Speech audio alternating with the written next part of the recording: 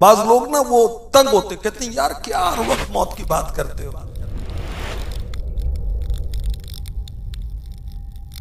मौत को याद करेंगे तो गुनाहों से बचना आसान हो जाएगा।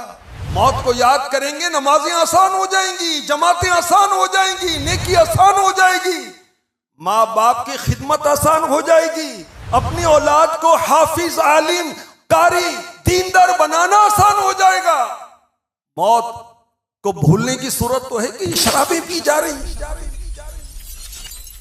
मौत से गफलत है जब तो नशे हो रहे हैं, मौत से गफलत है जब तो माँ बाप को ओल्ड हाउस में जमा कराया जा रहा है। जिसको मौत याद हो क्या वो किसी का माल खाएगा?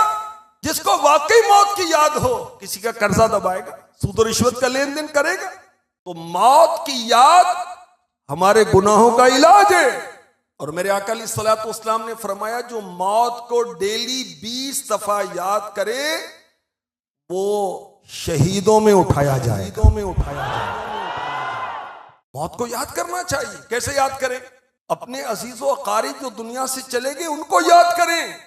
अपने प्यारे जो दुनिया से चले गए उनके पास कब्रिस्तान में हाजिरी दें, उनके लिए फातिहा खानी करें और अपने लिए इबरत का सामान करें। जब ये देखेंगे तो इंशाअल्लाह गुनाहों में कमी आएगी और मौत की याद आएगी जो तौबा की तरफ लेकर जाएगी।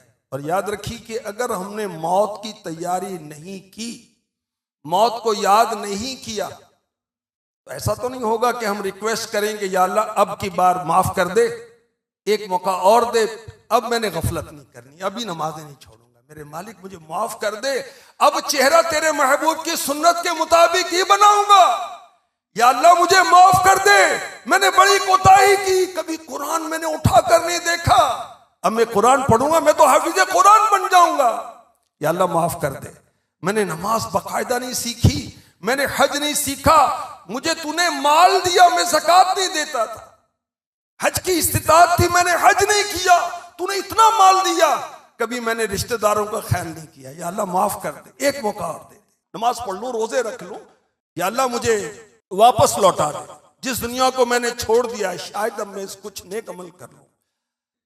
क्या हमारी रिक्वेस्ट एक्सेप्ट होगी? कुरान में सब कुछ लिखा हुआ, हम पढ़ने वाले बने, समझने वाले बने, इबरत लेने वाले बने। वअन्फिकू मिम्मा रज़क़नाकुम मिन क़ब्ल अन यअतिय अहदकुमुल मौत फ़यक़ूल रब्बि लौला अख़रतनी इला अजलिन क़रीब फ़अस्सद्दक़ वअकुन मिनस्सालिहीन।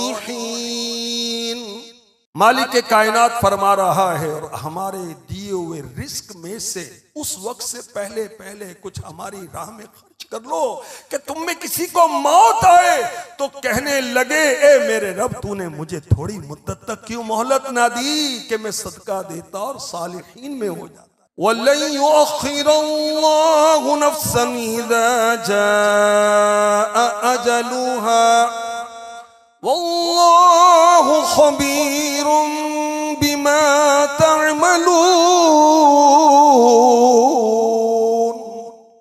और हरगिज़ अल्लाह किसी जान को मोहलत ना देगा जब उसका वादा आ जाए। वल्लाहु खबीरुम बिमा तअमलून, और अल्लाह तुम्हारे कामों से खबरदार है। इमाम गज़ाली फरमाते हैं जब बंदे की निगाह से पर्दा उठता है वो कहता है मौत के फरिश्ते एक दिन की मोहलत दे, रब की बारगाह में उज़र पेश कर सकूं, तौबा कर लूं, मैं आखिरत की तैयारी कर लूं। फरिश्ता कहता है सारी जिंदगी जाया कर दी, अब कोई दिन नहीं मिलेगा। वो कहता है एक घड़ी मोहलत दे दे। फरिश्ता कहता है तमाम सातें जाया कर दी, कोई साथ नहीं, तौबा का दरवाजा बंद हो जाता है, जान हल्क में आ जाती है, अफसोस की हालत में सांस उखड़ने लगती है। गुज़श्ता नुकसान की तलाफी ना करने पर ना उम्मीदी और सारी जिंदगी जाया करने पर अफसोस, शर्मिंदगी होती है। इसी हालत में तौबा अस्तगफिरुल्लाह, उसका असल ईमान मुस्तरिब हो जाता है। अल्लाह की पनाह, अल्लाह की पनाह, अल्लाह की पनाह। अल्लाह करीम हमारा ईमान सलामत रखे और काश कब्र में, नज़ा में, हश्र में रसूल पाक की रिफाकत मिले, ज़ियारत मिले तो सारे मामलात हमारे आसान हो जाएं।